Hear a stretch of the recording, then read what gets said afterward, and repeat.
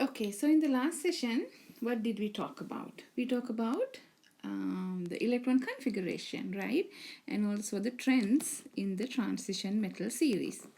So let's look at oxidation states of transition metals.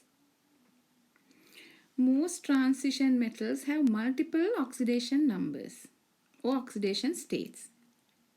I hope you remember when we write formulas, remember that if it involves a transition element, for example, manganese, we said manganese to sulfate, right? And if it is magnesium, we would say magnesium sulfate because magnesium is a main group element, group 2, whereas manganese is a transition element, so you have to write in parentheses what is the oxidation number, because they can have more than one type of oxidation number. The highest oxidation state for elements in group 3b3 through 7b7 equals the group number. Okay, these states are seen when the elements combine with the highly electronegative oxygen or fluorine. So in your periodic table, groups 3b3 through 7b7, when they combine with highly electronegative oxygen or fluorine, their oxidation number is their group number. Okay, and then elements in group 8b8, 8b9 and 8b10 in your periodic table exhibit fewer oxidation states. The higher oxidation state is less common and never equal to the group number. But the most common oxidation number is the +2. How do we get the +2? Remember, all of these transition elements have ns2 electrons. When these 2 electrons lost, and they can be readily loose, so they are going to be +2 oxidation state. Okay. And here we can also see, depending on their oxidation number, the color of the complex ion also changes. So these are some oxoanions of transition elements that have combination with manganese. So this is manganese 2 plus, oxidation number +2, you can see the color. And manganate, MnO4 minus, in manganate ion, manganese oxidation number is +6. You see it kind of has a green color. And then MnO4 minus 1 permanganate, here the oxidation number is +7. It is purple in color. This is actually potassium permanganate. Oxidation number for manganese is +7. So they have different colors also. And these are three different complex anions, oxyanions, three different. This is vanadium complex. Probably the name is vanadate, maybe vanadate. I have to look it up, vanadate, but that looks correct. Oxidation number for the vanadium is +5, yellow in color. And this is dichromate, Cr2O7. -2 is the complex oxyanions charge, but the chromium oxidation number is +6. You see the color, kind of a brown color. And then permanganate, the same ion right here, that is +7. So they have different colors.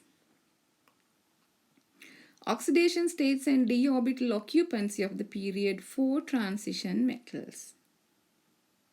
So you can see here oxidation state and the d orbitals in it. So 3b, which is scandium, d1,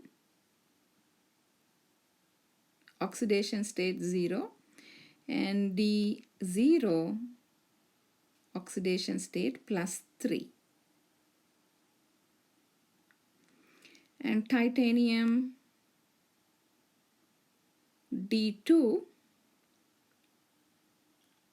when there are 2 electrons filled, oxidation state 0. And when the s electrons are lost, 2. Again, titanium plus 2 would be D2 because the s electrons are lost. Okay. So the d orbital occupancy for example for titanium 0 also there are 2 when it becomes plus 2, that is s electrons lost D2. Okay, titanium. And titanium would be plus 3 oxidation state when, remember, S will lose 2 and out of that 2 you lose 1 from the d electrons. So there would be D1 occupancy. D0 there's nothing. From the D2 there would be 1 left. And in the plus 4 oxidation state, from the S2 you are losing 2 and this 2 also lost. So now the occupancy would be D0 at plus 4 oxidation state. So that's how you can look up this table. Okay. Metallic behavior of transition metals. Now when you say metals, they definitely should have metallic behavior. Okay. So the lower the oxidation state of the transition metal, the more metallic its behavior. If you have a low oxidation state like plus 1, plus 2, they are more metallic behavior. Ionic bonding is more prevalent for the low oxidation states. How do we make ionic bonding? By losing electrons, right? So ionic bonding is more prevalent for low oxidation states, whereas covalent bonding occurs more frequently for higher oxidation states. Okay, metal oxides become less basic, meaning more acidic, as the oxidation state increases. For example, we should have some examples probably. Metal oxides become less basic, more acidic as the oxidation state increases. If you have oxidation state plus 2, they are forming ionic bonding, and which this trend is similar to main group elements. For main group elements, if you have sodium oxide, it is more basic. But if you take hydrogen sulfide or sulfur dioxide, sulfur is a nonmetal, make covalent bonding and also becoming less basic and more acidic. So it's the same trend with the transition metals. Metal oxides become less basic as the oxidation state increases because they are making covalent bonding. A metal atom in a positive oxidation state has a greater attraction for bonded electrons and therefore a greater effective electronegativity or valence state electronegativity than in the zero oxidation state. This effect increases as its oxidation state increases. Okay, so what happens as the oxidation state increases? Metal atom in a positive oxidation state has a greater attraction for bonded electrons.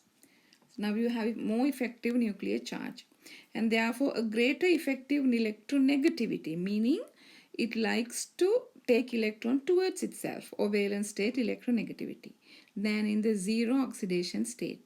When you have a positive charge, it loves to have more electrons. So this effect increases as its oxidation state increases. So it's the same thing that we're trying to explain over here. Ionic bonding is more prevalent for low oxidation states, but as the oxidation state increases, meaning the positive charge increases, so it would like to gain electron towards itself and making covalent bonding. Okay. And these are some standard electrode potentials of period 4 metal ions. Remember, the electrode potentials is just showing some numbers here. We talk about the electrode potentials in our electrochemistry session, right? Always we write it as a reduction. So these are the numbers. So they would like to undergo oxidation, right?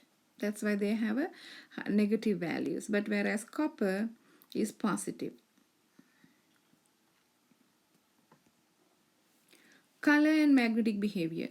Most main group ionic compounds are colorless and diamagnetic because the metal ion has no unpaired electrons. So these are main group ionic compounds. So what are the main group ionic compounds? Remember, our main groups are group 1, 2 and 3 to 5 main groups. S block and the P block, they are colorless and diamagnetic. Diamagnetic means they have all electrons paired. Then they don't have unpaired electrons. Many transition metal ionic compounds are highly colored. They are very colorful and they are paramagnetic because the metal ion has one or more unpaired electrons. So when you have unpaired electrons, it becomes paramagnetic and colorful. Transition metal ions with D0 or D10 configurations also colorless and diamagnetic because they don't have any unpaired D electrons. These are some of the compounds in the period 4 transition metals. Scandium oxide, vanadilyl sulfate dihydrate is a manganese compound, cobalt 2 chloride hexahydrate, copper sulfate pentahydrate, copper 2 sulfate pentahydrate. This is a titanium compound, sodium chromate, chromium in it, potassium ferricyanide, red color complex, nickel is beautiful green, and zinc sulfate, white in color. Okay. So these are some of the compounds, colorful compounds. What are the lanthanides and the actinides?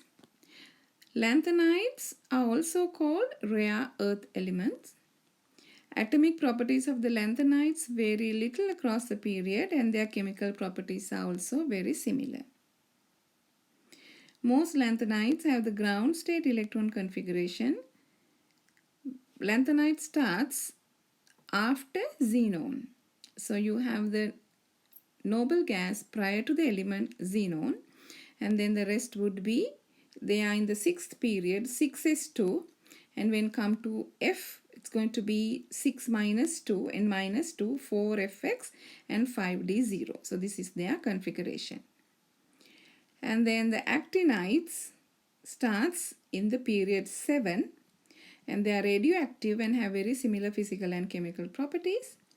Plus 3 oxidation state is common for both lanthanides and actinides. So what is oxidation state that is common for transition metals? Transition metals, which is the D block elements, it's plus 2 oxidation state, whereas lanthanides and actinides, most common oxidation state is plus 3. Finding the number of unpaired electrons. The alloy samarium, probably this is cobaltate, forms a permanent magnet because both samarium and cobalt have unpaired electrons. How many unpaired electrons are in samarium? Number is 62. How do you find this? So what we can do is we can first write the condensed electron configuration. First we have to locate where the samarium is in the periodic table. And then we use the Hund's rule and Aubauer principle, place electron into a partial orbital diagram and count the unpaired electrons. So refer to your periodic table. Where do you find the samarium? It's the 8th element after xenon. Right? 2 electrons first go into the 6s sublevel. So we're going to follow this order right here. 6s2. In general, 4f sublevel fills before the 5d. So the remaining, so it's 8th element, 2 goes to the 6s. There are 6 electrons need to go to the 4f sublevel. Right? And then the total F orbitals are 7 orbitals. So 6s goes to here, and then the 4f6. 1, 2, 3, 4, 5, 6. Samarium has 6 unpaired electrons.